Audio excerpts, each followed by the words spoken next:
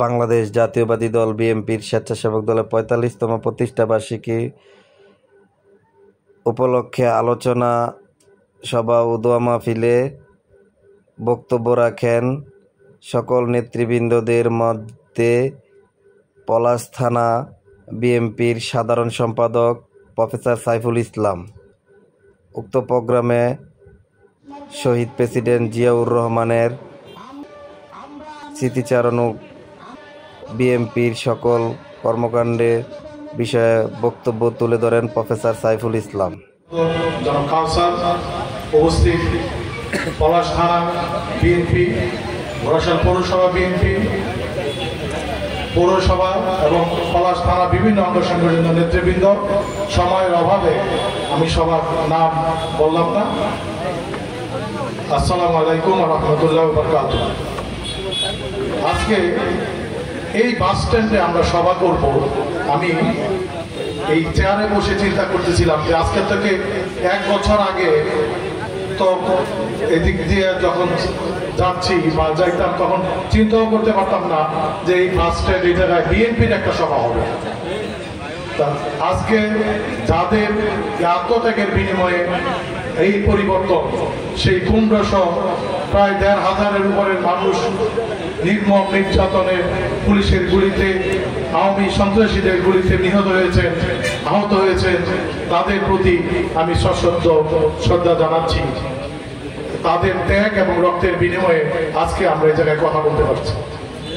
আজকে সব কথার শেষে সব বক্তারা যে কথাগুলি বলছেন যে নির্বাচনের কথা, আমি যদি প্রাসঙ্গিক একেবারে বাংলাদেশের প্রথম থেকে কিছু কথা বলি, এই বাংলাদেশের কয়েকটা অধ্যায় বাংলাদেশ পার করে আসছে। একেবারে সর্বপ্রথম বাংলাদেশের সেই স্বাধীনতার যুদ্ধের কথা যদি বলি, সেই যুদ্ধে যখন বাংলাদেশের সমস্ত নেতারা ইন্ডিয়ায় পলায়ন করছিলেন, দেশ যখন দিগ্ভ্রান্ত কি করবে, ঠিক সেই সময় বাংলাদেশের হাল ধরেছিলেন এক তরুণ মেজর, সে মেজর জিয়া, যিনি বাংলাদেশের স্বাধীনতা ঘোষণা করেছিলেন। ঠিক বাংলাদেশের সেই সময় বাংলাদেশের 9 মাস স্বাধীনতা যুদ্ধ হয়েছে। এই যুদ্ধে বাংলাদেশ স্বাধীনতা অর্জন করেছে। একটা বাংলাদেশ যে অভ্যুদয়ের পরে আবার বাংলাদেশের এরকম একটা শাসন ব্যবস্থা আসছে যে মানুষ কথা বলতে পারতো না, রক্ষী বাহিনীদের অত্যাচারে মানুষ ভয়ে মুখ খুলতে পারতো না, নিপীড়ন নির্যাতন মানুষের লেগেই থাকতো। ঠিক সেই সময় 75-এর পর পরিবর্তনের পরেই আবার এই বাংলাদেশ যখন একটা অন্ধকারের দিকে ধাবিত হচ্ছে, কি হবে দেশে, তখন সেই 7ই নভেম্বর সিপাহী এবং বিপ্লব, সেই বিপ্লবে নেতৃত্ব মানুষ, সিপাহী এবং বিপ্লব জনতা, এই বিপ্লবে মানুষ তখন আস্থা রেখেছিল আমাদের শহীদ প্রেসিডেন্ট জিয়াউর রহমানের উপর, তৎকালীন মেজর জেনারেল। বাংলাদেশে দেখেন দুইটা খুব মুহূর্তে, বাংলাদেশের সেই দুর্যোগ মুহূর্তে হাল ধরেছিলেন মেজর জিয়া। আবার ঠিক একই পরিক্রমায় এরশাদের স্বৈরশাসন, সেই এরশাদের এই স্বৈরশাসন এই বাংলাদেশের উপর দীর্ঘ 9 বছর উনি বাংলাদেশকে শাসিত করেছিলেন।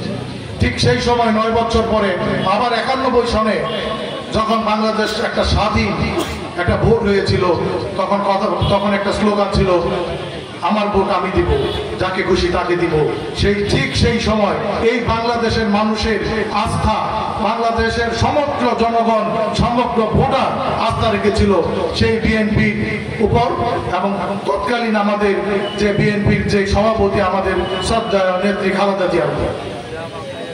ঠিক একই রকম ভাবে বাংলাদেশ, আবার দেখেন বাংলাদেশ আজকে এই গত 15 বছর এই যে স্বৈর শাসন, নিপীড়ন, নির্যাতন, জুলুম, অত্যাচার, কিরকম অত্যাচার হয়েছে, আজকে আমার সামনে যারা বসে আছেন তারা এই নির্মম ভাবে সেই অত্যাচার এবং যেভাবে তারা এই দেশকে শাসন করেছে, আপনারা পদে পদে সেটা দেখছেন। আজকে দেখেন, আজকেও সেই আমি শ্রদ্ধা জানাই তাদের প্রতি যাদের রক্তের বিনিময়ে আজকে এই 24, আজকে এই যে অভ্যুত্থান, এই যে গণ অভ্যুত্থানের পরে আজকে যে দাঁড়িয়ে আছি, আজকেও কিন্তু বাংলাদেশ একটা ক্রান্তিক কাল অতিক্রম করছে। বাংলাদেশের সামনে নির্বাচন এবং একটা সুষ্ঠু নির্বাচনে বাংলাদেশ আবার যদি মানুষ সুযোগ পায় একটা সুষ্ঠু নির্বাচনে, এই দেশের জনগণ জনগণ অতীতের মতো ভুল করবে না। সেই 71 সনে যেভাবে মানুষ জিয়াউর রহমানের প্রতি আস্থা রেখেছিল, সেই 7ই নভেম্বর যে করে আস্থা রেখেছিল, 91 সনে খালেদা জিয়ার প্রতি আস্থা রেখেছিল, আজকেও আবার মানুষ যদি সুযোগ পায়, আবার আমরা নিশ্চিত থাকেন এই দেশের জনগণ ভুল করবে না। আবার এই দেশের জনগণ খালেদা জিয়ার নেতৃত্বে, আমাদের ভারপ্রাপ্ত চেয়ারম্যান তারেক রহমান নেতৃত্বে বাংলাদেশ জাতীয়তাবাদী দলের হাতেই এই দেশের শাসনভার তুলে দেবে। আর আমরা এই জায়গায় ঘোড়াশাল এবং পলাশ আমাদের নিয়ে নির্বাচনী এলাকায় আমরা আবারও এই দেশের জনগণ আবার এই দেশের থেকে এমপি নির্বাচিত করবে আমাদের প্রিয় নেতা ডক্টর আব্দুল মঈন খান সাহেব।